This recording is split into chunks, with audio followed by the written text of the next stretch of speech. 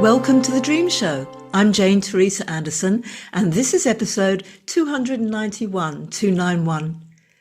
I've just finished recording the conversation with my guest, multi-award-winning theatre director turned leadership mentor, Simone de Haas, who lives in Hobart, Australia.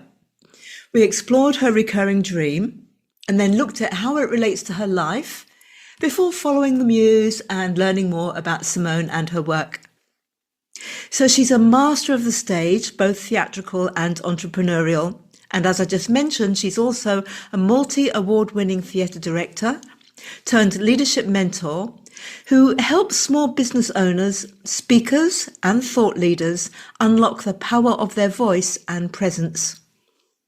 And with over 40 years of experience in storytelling, stagecraft and communication, Simone is the creator of powerful frameworks like the E3 Evolution, the Signature Presence Code, and Intuitant Leadership.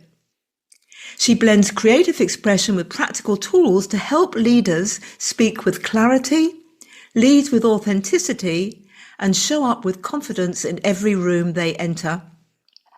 And whether you are terrified of public speaking, or stuck in your messaging, or simply want to elevate your influence, you're going to love Simone's insights. So grab a notebook or just tune in with open ears and let's dive into the world of embodied leadership and speaking as soul work with Simone de Haas. Now, as you'll hear after we explore her dream, we go into deep conversations and cover ground such as the fact that Simone says that every business is a stage. So we look at how her background in theatre shapes the way she helps business owners develop their presence and leadership voice. She also looks at, the many business owners or just day-to-day people who struggle with public speaking and visibility. And we learn what some of the most common mindset blocks are that Simone sees and how she helps people and you to move past those. And amongst other things, she also talks about her speaking work as soul work. So we explore that quite deeply as well. What does soul work mean to Simone and how does it show up in the way that she works with others, and lots more. So, first up, she'll share her dream. And as always, I ask our guests not to tell me anything about their dream until we start recording. In my work with clients, I ask people to send me their dreams the day before, so I have time to consider them before we speak. But I know from feedback from our audience that you enjoy hearing the process unfold and how it unfolds when I have no prior knowledge of the dream. And also, just before we go to the conversation with Simone, here's a reminder of my dream resources. My website is janeteresa.com, that's Teresa without an H, where you can listen to every episode of The Dream Show right back to episode 1.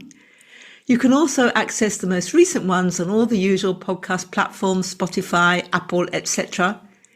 Also on my website, you can read hundreds of blogs on dreams and dreaming that I've written over the years, find out about my books, my courses, and how to consult me about your dreams. And at the end of my chat with Simone, we share her contact details, and you'll also find these in the show notes. Enough, on with the show. Here's my conversation with Simone. Welcome to The Dream Show, Simone. Thank you so much for your invitation. I'm very excited about exploring the world of dreams and anything else that shows up. I'm excited to follow the muse as we go as well. And I have to say, I've never had a podcast guest in the same town as me before. You're from Hobart, as am I. Correct, yes. Although yes. For people listening in, we're not actually sitting in the same room because the technicalities of this mean we're still sitting in our separate houses or studios with our microphones, but, close by. We are reasonably close by. It's fabulous. As you know, we start with a dream and then we segue from that into wherever the muse takes us, and then to deeply explore what you are doing, which we've already given a brief intro in. I'm really looking forward to finding out more. So if you wouldn't mind taking the stage and telling me your dream. Okay, so this is actually a recurring dream, and I thought it might be interesting for your audience for that very fact that it's a recurring dream. And it often starts in more or less the same way and kind of ends in the same way. The bits that happen in between vary, I suppose, but there are elements of it that are very, very similar every time I have this particular dream. So the dream always starts with me being in a dressing room, and I'm the only one in the dressing room, and it's a very old-fashioned looking dressing room. And in fact, it reminds me very much of the type of venue where I first started my theatre journey and doing music theatre and that kind of things. It always reminds me of that particular kind of space. It's very old-fashioned. It looks like it could be part of an old school, that kind of thing. And so I'm in the dressing room and I'm getting dressed and I'm getting into my costume. I'm doing my makeup, but there's nobody else around, which is kind of weird because generally, you know, dressing rooms are very full of people. And, you know, in the distance, I can hear the orchestra tuning up and all that. And I don't kind of really think about the fact that there aren't too many people around. But suddenly I realise, the fact that there aren't any people around and that I can hear music, I must be running late. So then I begin to panic and think, I better get myself up on the stage. And so I'm running through all of the corridors. And again, I still don't see any people, but I finally get myself side stage and get myself into position on stage. And then I look around and I see that everybody else is wearing totally different costumes to what I'm wearing. And I'm listening to the music and I hear the orchestra and I think, I don't recognise any of that music. And then I realise I've been rehearsing entirely the wrong musical and the curtain is about to come up and I'm doing one of the first solo pieces because I'm a principal in this particular piece and I'm about to sing one of the opening lines and I have no idea what musical I'm about to do. And I don't know the words, I don't know the movement, and I have no idea what the dialogue is and how am I going to manage. And then literally the curtains open and the lights come up and sometimes a dream stops right there and nothing else happens and I wake with a start and think, I'm so glad that was a dream. And other times it will progress a little and I'll be trying to make my way around the stage, fumbling my way, trying to work out what I'm meant to be doing. And then I'll wake up, thank God, a little bit later on. So, and that's a kind of like a recurring theme almost of things. And it doesn't occur when I'm necessarily doing a show, but I find it fascinating that it's one of the few recurring dreams that I recall. So obviously your first time you had a recurring dream was after you started this work because it reminds you of then. Can you remember how long ago the recurring theme started? Not really. Many, many years. It certainly, I've probably not had the dream for a little while of late because I haven't been involved in too many productions or things that have those kind of stresses, I suppose. But it's been quite a few years, but probably 20, 25 years at least when it first started. Yeah, 20, 25 years. And yet you first began in theatre? When I was about 20, so about 40 years ago. So it's only in the last 20 years that you've had the recurring dream. That's interesting. From what I can recall. Yes. Yeah. And I really love the fact that in some of the dreams you have the opportunity, whether you like it or not, to get on the stage and actually try to fumble around and do something. In general, I realise it's a theme. In general, do you generally manage to carry it off or not? Or does it just get worse and worse? It tends to actually get... from the ones that I can remember where it continued on, it just got into a terrible muddle because I just did not know what I was doing. I didn't even know what what people were saying to me or how I was meant to respond. And sometimes it's not even a musical. Sometimes it's a play. And they'll say something to me and I'll think, I've only just learnt those lines like this morning and I don't remember what it is I meant to say. So there's always that underlining sense of panic. Yes, yeah. It's a great dream to bring because a lot of people have it, not with your theme, but, a lot of people have I'm trying to get to work or I've got to give a presentation, everything's going wrong, I haven't studied for this, So a lot of people will absolutely relate. And it's interesting that you have only had the dream for about 20 years, but that it takes you back each time to a dressing room that reminds you of where you were 40 years ago. And because our dreams are generally processing the last 1 to 2 days, of our conscious and unconscious experiences and comparing those to similar past experiences. And because this is a recurring dream, it means every so often something comes up that takes you back to the very beginning. Not halfway through, not after 10 years, not recently, but always back to the very beginning. So whatever it is that we uncover and look at, it's saying this is something that occurred to you or you felt at the very beginning when you first began, and that is still triggering something for you today, or it's still operating for you at some level today. So it's, really good that you noticed, that you recognize the scenario from back then. And you also say it looks like a bit like part of the school, but that's reality, is it? Is that where you started? Did it look a bit that like was exactly, yes. The Yeah. dressing rooms were part of a school hall. So, yes, that's why it looks very institutional, shall we say. Institutional, okay. So it may be that when these feelings come up these days and you have the dream, that it takes you back to that theatre space because that was how it was. Or it may be whenever you come up with something these days that feels institutional or that feels old school, because you describe this as old fashioned, that it triggers something, and the dream is about, am I old school, or am I dealing with old school, or have I become an institution? Is that good? Is that bad? Am I dealing with an institution and struggling with a lot of those issues there? And I feel that it's probably that, because when we describe a dream, the words that we use to describe it are often telling. The unconscious mind's joining in.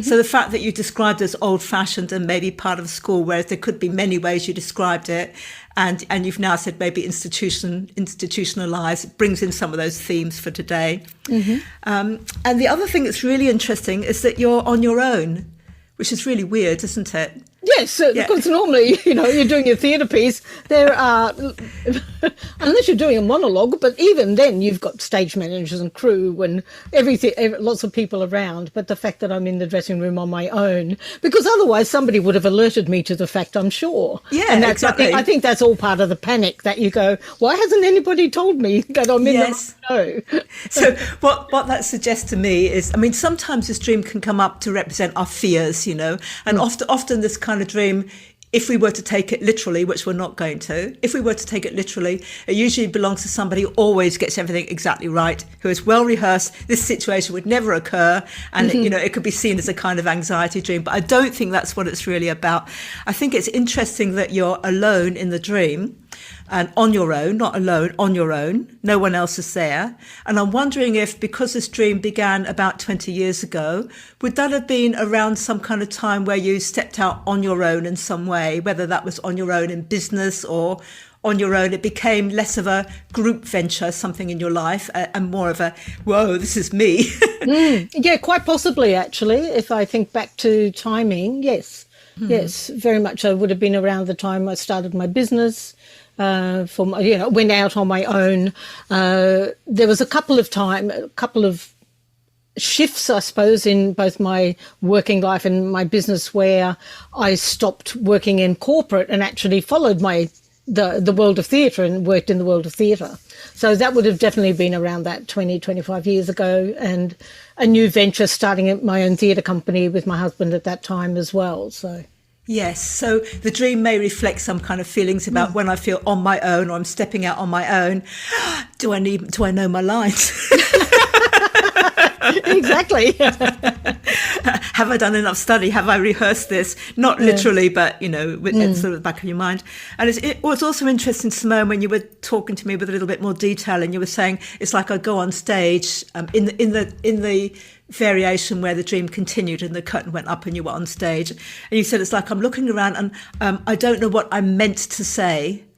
So again, the words that we use when we describe a dream can be telling as well. So there may be some level when you have this dream of the difference between what I want to say in my business and what I struggle with feeling I'm meant to say. What is a person like me meant to do? What are people's expectations? Or what are my expectations of myself?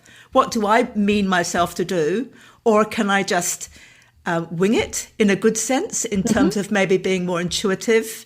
But this kind of, what happens if I find myself in life on my own as the leader, as the person in charge, and I'm entering uncharted territory, Am I okay with coming up with new stuff? Or do I question myself and think, oh, am I meant to do this? How am I supposed to be? Should I have rehearsed this? Do these kind of things make some sense to you? Yes, it does, definitely. Yeah, I think more so than necessarily anxiety, but more about, I suppose it's about fleshing out and like understanding, I think, really how you prefer to move through the world sometimes. And so it's like, well, I don't want to follow the script. Yes, exactly. I'm kind of being told I have to, and so there's obviously that bit of a struggle, I guess. That's totally it. And everyone and everything in a dream represents part of the dreamer. Well, there are lots of things in your dream. There's only one of you. There's a distant orchestra. Oh, there are actors on the stage at the end. Sorry. So the actors on the stage at the end wearing different costumes, for example, are aspects of yourself that are saying, well, maybe no, this is the script we're following. This is what you're supposed to be doing, and you're going, no. I don't know if I want to. Do I want to do? Do I want to follow the script? So some kind of internal conflict, exactly as you've just described there, about which kind of script you want to follow. So it was interesting that when you do get on stage, a lot of them have different costumes and the music's different. When you think back, is it just random different costumes, or do they tend to relate to a different play that you can draw to mind, or a different period of time? Yes, so for instance, I can remember, like, specifically, I think I'm going on stage to sing in West Side Story, for instance, and I get onto the stage, I realise everybody's doing Guys and Dolls. It's that kind of thing. So they're all dressed for a totally different musical, and I obviously don't match. I very much apart from all of that. I very much stand out because I'm different. Right, I very much stand out because I'm different. Da da da da. Yeah, hello. So a lot of this dream is recognising an inner conflict between, do I want to go and stand out because I'm different, or do I want to be the same as everyone else and join in the same kind of approach? And you're running late in the dream a lot, and that's often because when we're running late in a dream, or similar dreams where you miss the plane because you're running for it and you can't find the bags and everything, sometimes this is because we are bringing up our own blocks, like stopping ourselves from being where we want to be, stopping the plane from taking off, stopping the play from starting because I'm really not quite ready, but all of a sudden in the dream I am ready, the curtain's going up. So these dreams can also say, well, I have... maybe I have some unconscious blocks. And in your case, when you have the dream, just questioning how much do I want to stand on my own and be different, and how much do I want to cater for what other people want or need. So recognizing that makes a lot of sense. Yeah. So sometimes maybe, plans, things that you do are normally taking off and going at pace and being brilliant, and other times we can feel hesitations and things that are stopping us and things that seem to be grinding to a halt. And sometimes maybe these are due to our own inner resistance to how much do I really want to stand out? How much do I really want to be part of everything that's going on? And, just putting the last thing in place before we move on, that sense of, I love the fact that at least in one of the dreams, the dream continues. You don't wake up and then go, oh God, I'm so glad that was a dream. You actually wake up and go on stage and you get to experience. And there's that sense you sort of fumbling around at one point. And I guess that's what we all do when we go out on our own. In some sense, we feel at some level, look, I'm looking confident, I'm sounding confident, but deep down inside, I'm fumbling around because this is all new.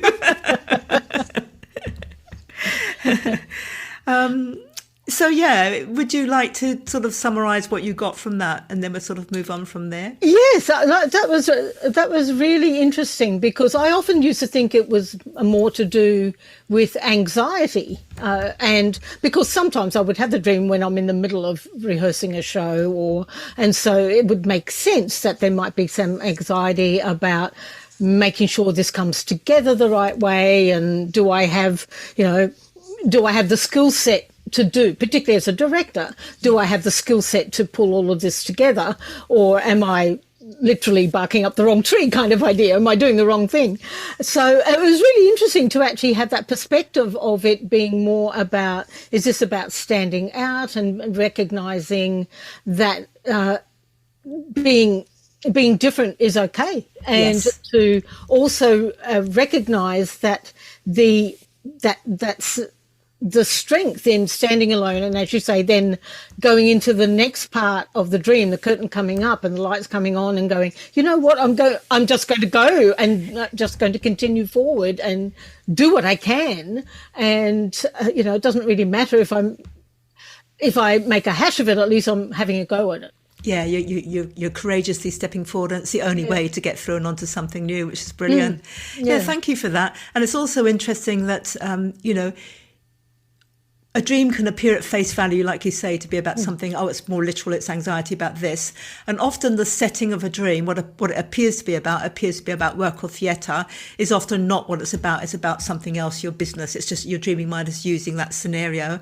And to me, that clarifies it because, or cements it really, because it takes you back to almost your first theatre experiences when you weren't directing, presumably? No, purely as an actor and singer. Right. So it's actually your dreaming mind is not going back. It's not so much the anxiety of directing, because it's taken you back earlier than that. It's how I feel about standing out and being on my own. Which I really like that. Yeah, that's a very interesting perspective. Okay. Yeah, I love that. I am really interested in to hear what your turning point was. You started life, and you still are. Well, you became a successful director of musicals, and you still are in the theatre business. But somewhere along the line, you also opened up a business more in entrepreneurship. What was the turning point? You love theatre, clearly. You love musicals. What was the turning point that made you one day or 1 year or over a period of time go, I'm going to just do something different? Well, it was kind of in reverse almost, because I started... when I left school, I discovered musicals and everything at school and went, oh my God, this is a whole new world. I want to be involved in this kind of thing. So joined amateur theatre groups and that kind of thing. And then I started to do some study, and then realised I was totally not cut out for that particular career choice. I hated every minute of it. And so I decided I would go and get a full-time job after about a year of study. And I just went on and just kept working and, secretarial type of work, that kind of thing. And then when I was in about 20, I went to New York with my mum. And my brother was working in New Jersey with the American Army, seconded from Australia.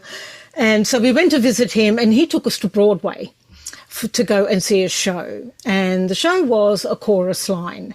And so we went into the matinee, and I was just totally blown away, because I'd had a little bit of exposure to theatre, but seeing something on Broadway totally blew my mind.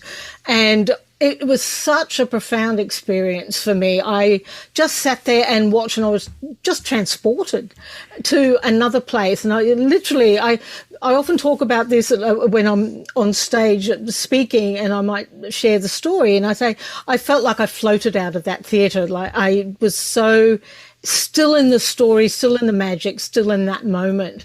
And there was just this moment kind of when my feet landed back on the pavement where I thought, this is actually what I want to do with the rest of my life. Somehow, I have no idea, because I was working full time, somehow I want theatre to be part of my life. And so I decided I would continue to try and focus on building that aspect, building those skills. And so essentially for the longest time, I built up my skill set in the world of theatre and built up my skills in working. So I've always had parallel careers, what some people call a portfolio career. And so I would do musicals, and I would then, in my spare time, but I would always be working full time. And then I auditioned for the opera studio at Conservatorium of Music in Queensland. And I got accepted. And I thought, oh, this is serious. I didn't really think that would happen. And at the same time, I auditioned for a musical, my first major solo role. And I got the solo role as well, the lead. And I thought, I wasn't able to do both. And so I had to decide which genre, essentially. And in the end, the music theatre won out because I thought I love acting, I love dancing, and I could do all of that more easily with the music theatre. And so I continued to work and continued to do that. But I suppose what happened is that over time, I would get a bit tired of working full time, and I thought I was actually doing a show as with a professional company, and the director of that particular company was talking about, going pro, like in other words, becoming a professional actor. And I thought seriously about it, and I thought, well, how would I do that? So I had a really well-paid job, and I just decided, it was almost like a spur of the moment, I decided I'm actually going to leave the world of entrepreneurship and corporate work. And I thought, I'm going to see if I can make a go of being a full-time actor. And so I gave 2 weeks' notice. I had, I think, 3 weeks' pay owing to me, and that was it. And a mortgage, because I'd bought myself a little flat. So, timing. Mad. Yeah. It was it was mad, absolutely mad. And then on the morning of my first day of my new career as a professional actor, I had a phone call from the wife of the director who I had just worked with, and she offered me a job. Wow, that's fantastic. It literally started like that week. She said, I'm looking for some more actors for this particular thing. It's 3 weeks' work. Do you want to do it? And of course I said yes. And from then on, I got other little pieces of work. And at the same time, I was able to just work temporarily, like I would work as a temporary secretary. And whenever the money ran out, I would go back in to do that. And then I would go back into the theatre. And then I pretty much did that for many, many years. And then I suppose the turning point, as you mentioned, was that I felt that I started to do a lot more directing. People asked me to be, their professional director on their particular production. So I was being paid to do that work, which was fabulous. And then I realized that one of the things that I was really, really good at as a director was actually coaching a performance out of people, like really helping them to tap into something that they didn't even know that they had the capacity for.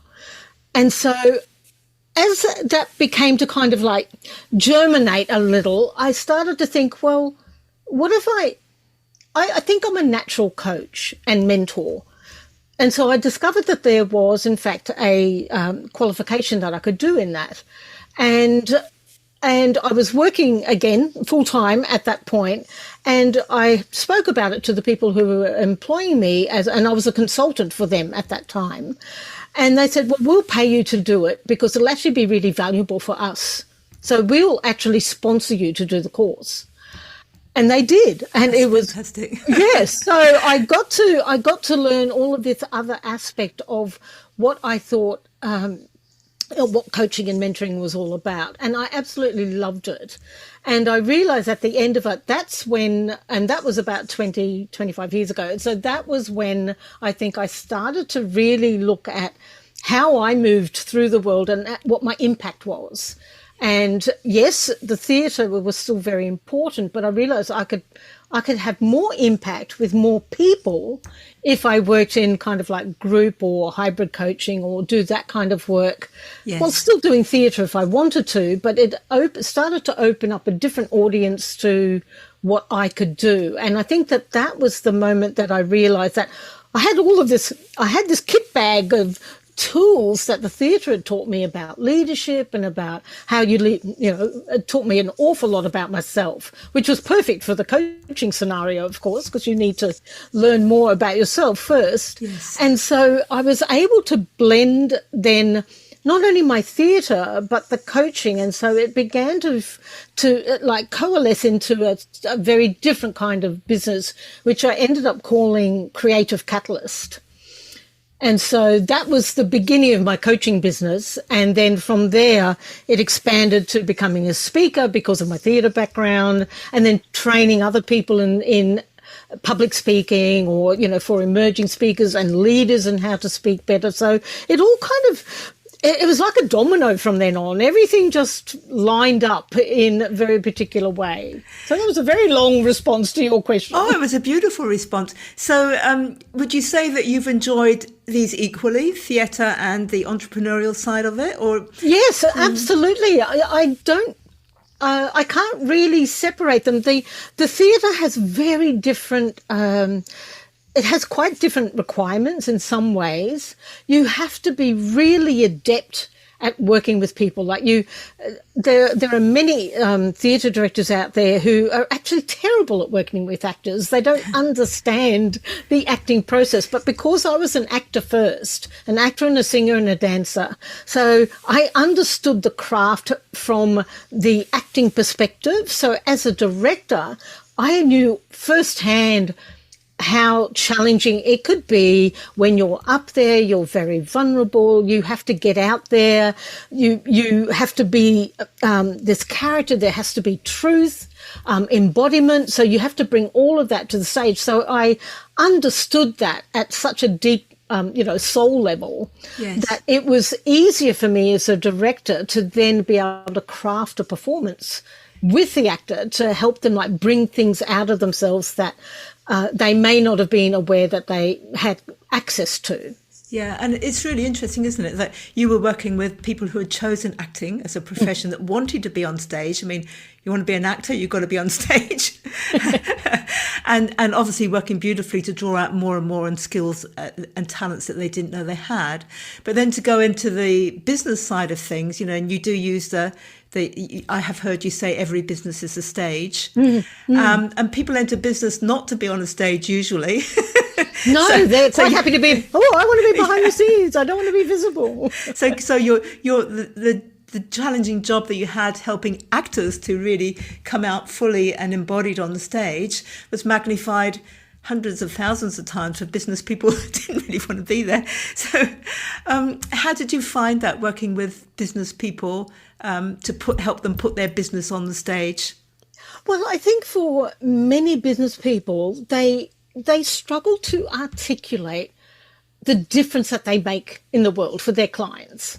They know what they love to do and they are very good at what they do, but they very rarely spend much time, in my experience, in reflection, like reflecting on why it is that they do what they do. And I'm not talking about the why that we hear in marketing all the time, because that's very easy to be fairly glib and surface level. What I do when I'm working with someone who wants to get better at speaking about their business, we go into the why that's deep in the bones, if you like. It is very much at that kind of soul level. Why did you get into this business in the first place? What's the passion that drives that? So it's very much purpose-led. It's very much about understanding what is it that you do better than anybody else in your business, and then how do you share the knowledge of that and the difference that you make in the world with your ideal client in a way that they go, I need what you've got. So yeah. we to be able to unpack it at a way that their potential client or ideal audience, whoever it might be, can say, I recognise you've got something I need. I can feel the pull, so that we end up, for businesses in particular, we end up creating more of an invitation rather than trying to sell things to people. Yes, I love that idea. I can feel the pull. It's like an invitation. And I know you use the word embodied quite a lot. So, I imagine you're saying that when you're speaking out in your business or whatever, it's not just opening your mouth and saying pre-prepared words. It's actually, there's some kind of embodiment happening here. Would you like to explain that a little bit more? Yes. So when I talk about embodiment, this is about that you not only speak the words, but you feel them. Like they're grounded in you. They're anchored in you. And, we often talk about this with actors, that, they need to have an anchored presence, that they need to be grounded so that the character can live through them. And it's the same for businesses. They are the voice of the business. And so the voice needs to have the power of the business. It needs to have the strength of the business, the spine and the structure of the business. And that can only come through the spokesperson for the business. So in order to be able to articulate what the business is about, they need to actually feel it as well, so that it isn't just lip service, so that the message is really embodied, so that when they're speaking, their audience can feel it as well. And by audience, that can be a client. If it's speakers that I'm working with, professional speakers, it's so that their audience walk away from a presentation feeling the message as much as hearing it. So it's not simply just words and noise. It's deeply felt. So when I think of embodied, I talk about the fact that you're not just the voice, you're the message as well. That you are able to articulate that message in such a way that people feel it as much as hear it.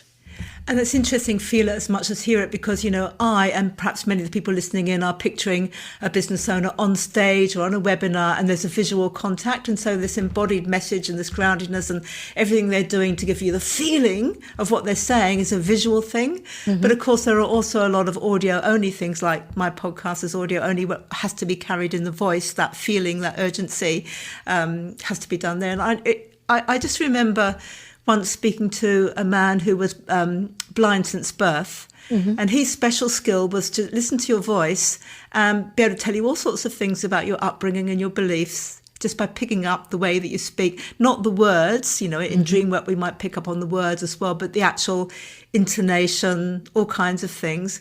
Does that kind of impinge into the work that you do as well? Yes, definitely. Voice is vibration. And so exactly like the gentleman you're referring to, that they are able to pick up things by simply listening to the audio.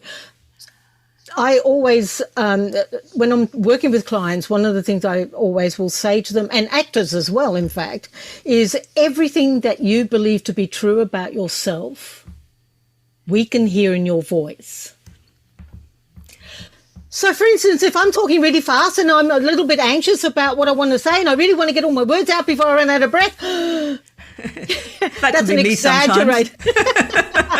It's all of it sometimes, isn't it? Now, that was an exaggerated version of it. But what I would often find is if I'm working with someone and they constantly run out of breath, it's because they're not supporting themselves.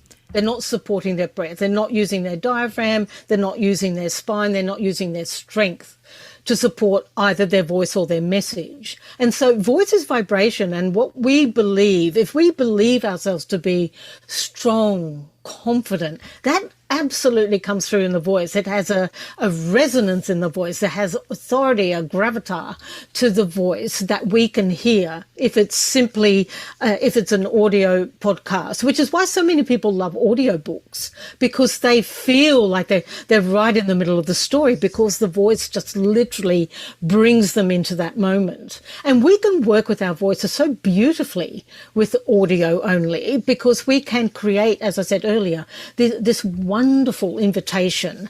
We can just pitch our voice a tiny little bit lower. We can slow the way we speak. We can create this wonderful sense of intimacy. Yes. And then we pause, let things sink, let things land. So we can do so much with our voices that we tend to ignore. We think, oh, well, I'm just going to say what I'm going to say. And we pay very little attention to how we sound when we're saying it. And it's such an important part, I think, of how we present our message to the world. It isn't just the words we use, it's how we sound when we're saying it. Because a lot of the work that I do with people is that when I bring them to that place, I help them remember who they are when they're saying what it is that they're saying. And so when we have that sense of connectedness with ourselves, that sense of congruence and that resonance, that all shows up in our voice, and it shows up in how we then say what it is that we want to share. I love the way that you've described it, because, you know, some people listening in might say, oh, I'll just take a few little notes then. So I've got to lower my voice. I've got to pause. I've got to do this. But those things you can apply, but what you're also saying is that the person's real beliefs, and I would probably add unconscious as well as conscious, can be heard in their voice. So it's not enough to follow the recipe. You're working with people to discover who they really are and what they really think and what they really feel and what their conflicts are. And then knowing that to add in these other dimensions. Is that correct? Yes, yeah. Exactly. Because we all have these, as you say, unconscious beliefs and things that we, the way we grew up, or, I've worked with many, particularly women who, as younger women were, or children, might have been told to be quiet or, be seen and not heard. That's a very common one. Yes, I got that. Of course. And, no talking at the dinner table. So there was no conversation, that kind of thing. And so for many people, reclaiming that voice, reclaiming that sense of self has to come first. So reclaiming the sense of self, coming back to a sense of self, to our own becoming happens first, and then the voice starts to release as a result of that, because it's truer then for us. We are more connected then into our truth, and then we can speak our truth. I love the way you're saying that. So it's not like finding a voice that you've never had. It's reclaiming something that was lost, finding that voice again, being allowed, permitting yourself beyond what you've been conditioned to believe, that you are allowed to speak and to take your time and to say what you say. Yes. You don't have to rush. And that's such an important part of it, that it's that permission piece is very important. It is very much about allowing ourselves to feel what we feel when we speak, to allow those emotions to arise, and to recognize that they're all things, just, like the dream, they are all things that will tell us something about what we believe, or what a firmly held belief about our voice. I hear it all the time when people are invited to do a podcast, for instance. They go, "Oh, I hate the sound of my voice. I sound really squeaky," or "My voice is really high," or all those kinds of things. Lots of judgments about the way we sound. Yes. And so going back to that sense of, okay, they're all learned things. They're all layered on top of our natural voice. So we can just maybe not easily, it might take a little bit of time, but we can unlearn them and learn new ways of being and new ways of owning our voice as well. That's beautiful, Simone. So, one of the many things you mentioned there is people needing to allow themselves permission to speak up. What other kinds of common mindset blocks do you see with your business clients about speaking? Well, one of them is that I see a lot is, "I've got nothing worthwhile to share," or my story's not significant enough. My story is, it's not a big story. And so I like to remind people it's actually not about the size of the story.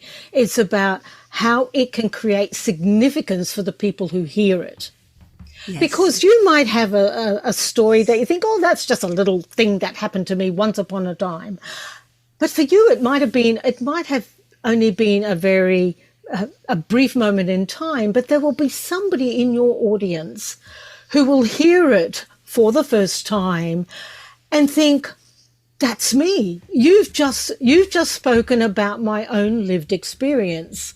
And it doesn't matter if it's only one person in that audience who's had that connection with you.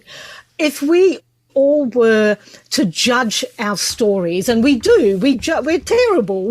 We judge our stories as not worthy, or I can't possibly, talk about that because, everybody else has got this big dramatic kind of story or traumatic story. It isn't about the spectacle. It is simply about how do you create significance with that particular story. And it doesn't matter how small in your world you think it is, there will be someone, and many, many someones, in fact, who that will resonate with so completely that you will change their lives.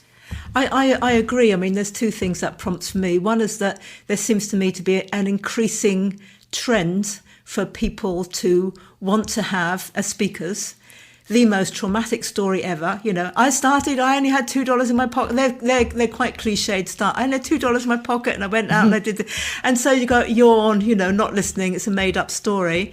And then on the other hand, I've noticed things like, well, either I've talked to a group or I've written a blog or something like that. And I've thought to myself, oh, that blog's not really one of my best, or, you know, and I'll have that response that someone will come to me and go, you spoke to me. That completely changed so, you know, I've had to learn that not to judge what in my own output at any level at all, because it depends who's listening and you know, what their story's for. And I guess it comes from my love of books and drama and things too, is I actually prefer the subtle. I like the subtle story that's life-changing rather than the great bang, bang. I'm listening to the subtle. Yeah. Yes, absolutely. You know, and one of the interesting things is with actors, and in fact, it was one of the things that I found so fascinating when I was in my coaching and mentoring training, because actors have to learn it right from the get-go, is how to hold space. And then as a coach mentor, they talk about this all the time. I'm thinking, doesn't everybody do this anyway? And then I realised, okay, it's holding space in a slightly different form, if you like.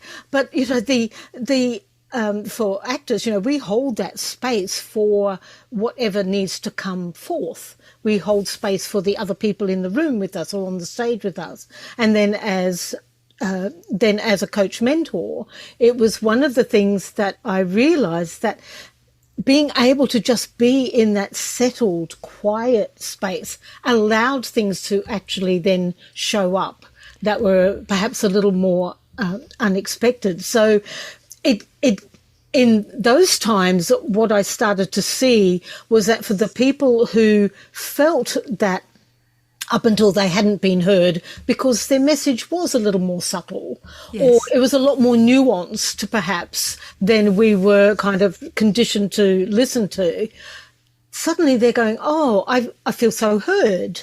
And I think that is, you know, that's the magic of being able to be in that space with other people. And it doesn't matter whether you're a business owner looking, you know, doing a team meeting, or you're talking to a client, finding a way to actually hold space for that conversation is so vital to us actually being able to connect with each other and to really listen and hear each other.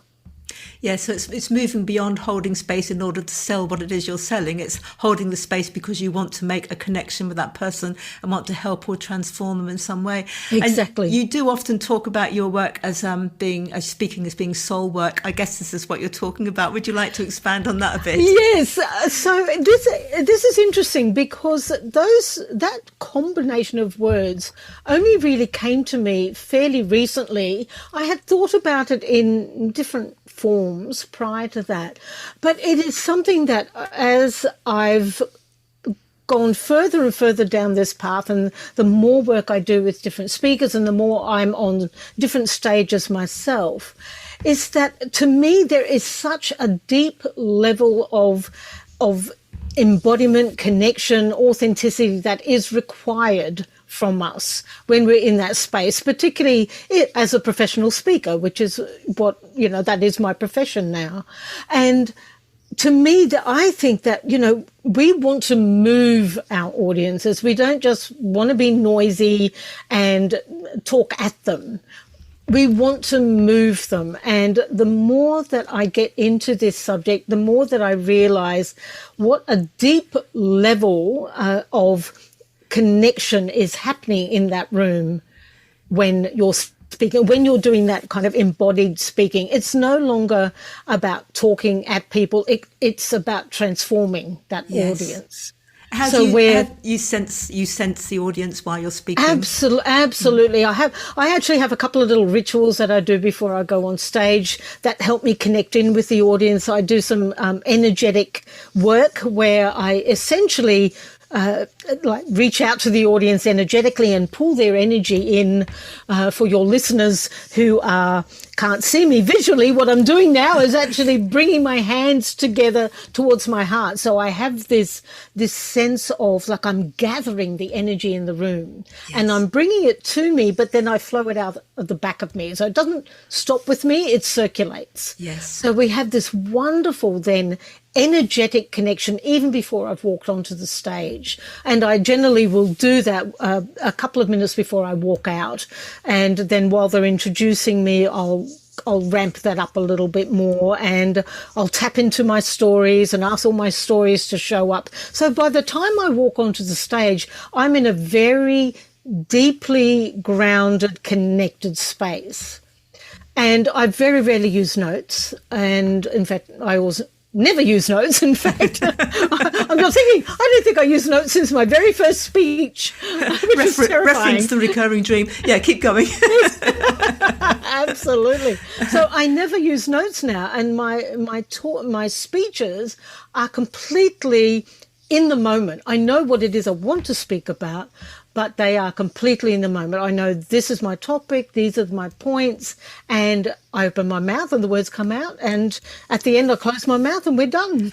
Well, it's like you said you which stories am I going to call up? So I imagine you've got all kinds of stories, and you're measuring or sensing on the stage which stories are required to tell that story. Exactly. And you don't so much need notes when you've got stories, because the stories, you know the beginning. If you know the beginning of a story, you can tell the whole story. Exactly. So do you use PowerPoint or anything, or do you? I yourself? do, but do you know, it's so funny because more often than not, when I've chosen to use PowerPoint, and I might have spent hours like getting all my photos right, because I use a lot of theatrical photos and things like that. So it's a little bit of fun for the audience because they're very different slides to what they're used to seeing. So there'll be pictures of Phantom of the Opera and Les Miserables and all kinds of strange things on the screen. And I go, oh, I recognise that mask. So, but I would say 50% of the time I have a technical issue and the slides just never show up. Yeah. And it's like I'm standing there going, okay, I talk about being embodied. I talk about, to me, I'm embodying the concept of speaking is soul work. So today we're going to talk, this is what I'm going to speak about, and it's completely improvised. So I don't have the screen, or I might have a holding slide and that might be all. Yes. I actually did that for a presentation in Brisbane last year, towards the end of the year. And at the beginning of the session, I actually said to the audience, we couldn't get the technology to work. And so I said, look, I can't show you any of the slides. They are awesome. If you want a copy, I'll send them to you. I said, so what I'm going to do instead, I'm going to do a Q&A at the beginning of the session, not at the end. I'm going to walk around the room. I'm going to ask all of you to share with me, what do you most want to know today? And it was all about demystifying public speaking. So I said, so for about 10 minutes, I walked around the room and we had a discussion, and I wrote on the whiteboard all of the things that they asked. And then for the next 50 minutes, I improvised around those topics. And I went one after the other. I said, okay, there's this. And then I told them some stories. I gave them some examples of things that they could do. Somebody might ask another question for amplification. And so I'd explain a little bit more how they could take those techniques and what they could do with them. And at the end of it, I got such a huge round of applause, and everyone said, we loved how you wove all of this together. And there were stories and there were funny little anecdotes and a bit of weird humor, which I'm very good at doing. And it worked perfectly because it was so in the moment. It was so just in the flow of what they needed to know. I had the information, and it was literally like I was on tap, just pour it out. I love that. In the flow, on tap, and what they need you to know. I can so totally relate to what you're saying, because I'm not a multitasker. So for me to talk and handle a PowerPoint show, it does not work. Now also, talking about dreams, I'm in a completely different area of my brain. Of course. It just doesn't work. And like you, I would tend to ask the audience, I don't go around before and ask, but who has had this dream, what have you dreamt, and then I can collect from the dreams what they want to know communally and jump off it from there. So, similar. That's really lovely. Well, sort of, there's so much we could talk about. I know. We've only just started. I know. But maybe to finish, Simone, if you've got a business owner, a lot of business owners, when they're new, they want to become more confident, or they want to become a compelling speaker, or they want to become a speaker at all, and they just don't know where to start. What one piece of advice would you give to them? Well, as I mentioned earlier, starting with the why, like why did you get into that business in the first place? And what I like to, when I run a program called Ditch the Data, Share the Story, and it helps people understand how to craft like a pitch, if you like. And the question I always ask people is, what are you in the business of? And for a business owner who's trying to unpack and map where they're at and what it is that they do, more often than not, they will answer it with what they do. And I say, well, that's great, but what are you in the business of? And then they might tell me a little bit more about what they do. And for many people, they get stuck on that little hamster wheel of, well, I do. And then so I ask, well, what does that, your doing of that, what does that create in your clients? They go, oh, they just have, for instance, it might be a financial advisor. And they say, oh, they just have freedom. I say, so you're in the business of creating financial freedom. Oh, they go, it's like, eyes are big, and they go, oh, I never thought to look at it like that. Yes. It just puts a different spin on how you articulate the effect of your business. And I think we should spend a little bit more time thinking about how we affect our audiences, affect our clients, as opposed to the doing, because it's that effect that we create in the minds and hearts and in the soul of our ideal client or our audience, that's the transformation for that client. That's how you create freedom for that client in whatever it is that you do. So when I ask people to focus on the articulation of their business, I always ask them, what are you in the business of? And help them to start to unpack that in terms of the transformation it causes as opposed to the doing. Once they know what the transformation is that they want to achieve, then you help them to drill into that and achieve that. And then you essentially reverse engineer that so that then you start to create a little bit of language around that, a bit of a narrative around that, which then helps them actually pitch. Yeah, I love that. Look, I know that you've got, as well as being a speaker yourself and still a theatre director, I know you've got a number of programs that people can join you on or find out about, and I think you do private mentorship as well. I've got a lot of contact details which I'm going to put in the show notes, but would you like to give one main contact point verbally now that people can find out what you do? Yes, absolutely. I think first and foremost, I've really got into writing a lot more, so I have lots of blogs of late.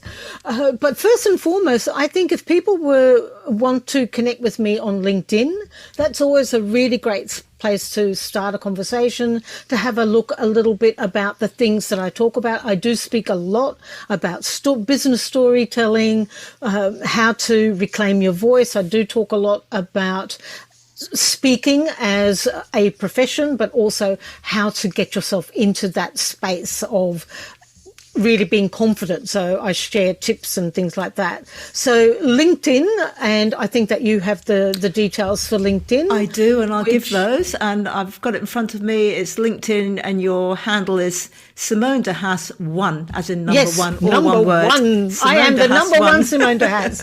Because if you don't do that, you will get another Simone de Haas who lives in Holland, where I was in fact born. But she is not me. She is not you. I don't think anybody could be you, Simone. Which reference your first dream. Yes, absolutely, standing out. Well, thank you so much for bringing your dream and enlightening us all about so much there that you've got to offer.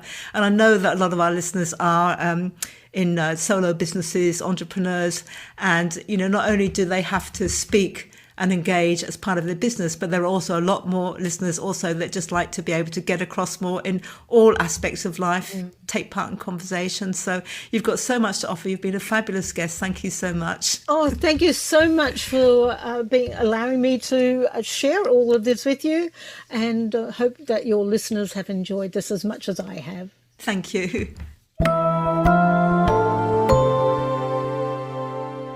Whether you're a public speaker, want to be a public speaker, need to speak on behalf of your business, or like most of us could probably just do with extra help in how we communicate in life in general, there were some great tips there from Simone, and even more if you go to her websites and find out more about what she can offer you.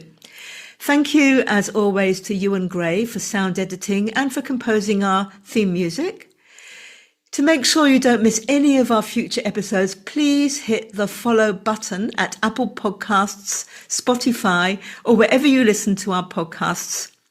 If you normally listen on my website, please pop over to Apple or Spotify, search for the show, look for The Dream Show with Jane Teresa Anderson, and hit follow there, because your follow helps more people discover the show in the first place, and we love that. Thank you for listening to yet another episode of The Dream Show. You can find out more about my services, books and courses at janeteresa.com. That's Teresa without an H. Have a beautiful day. I'm Jane Teresa Anderson.